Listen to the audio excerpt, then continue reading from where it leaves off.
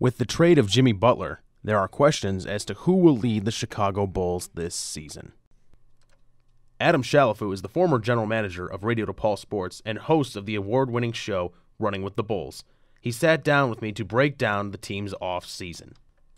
Definitely the biggest splash in the NBA draft was the Jimmy Butler trade. So, to say the least, interesting moves in Chicago.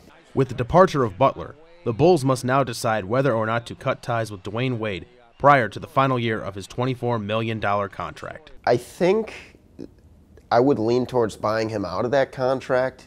There is, $24 million going towards Wade, and if you can buy him out for a little less than that and he can make up the difference with another team, you could have a win-win situation for Wade and the Bulls. It's kind of a wait-and-see thing. The Bulls don't really have a closer apart from Wade, and I don't think Wade's a part of the future. And so a lot of it's going to be seeing how these guys develop. How good of a leader he is, how good of a mentor he is, I really don't know. I haven't been in the locker room, but he could be worth keeping around if you're already giving money to him anyway, if he's someone who's going to really help the development of, let's say, a Chris Dunn, who has a similar game to his.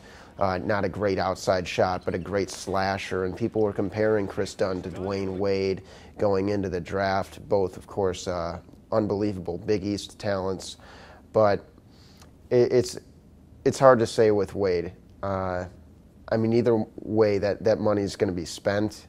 With changes to the lineup looming, Shalafu believes the Bulls' first priority should be to address the small forward position. Well, I think you look at the current roster, and you have a ton of guards right now with Levine and Wade and Jaren Grant, Chris Dunn. They're all going to be vying for a lot of the same minutes, and so I don't think you necessarily need to do too much with the one or the two. The three is probably where you want to look. I like Paul Zipser's game, and I think he really impressed me in the playoffs. He's proven to be a really nice shooter, and I like him as a defender.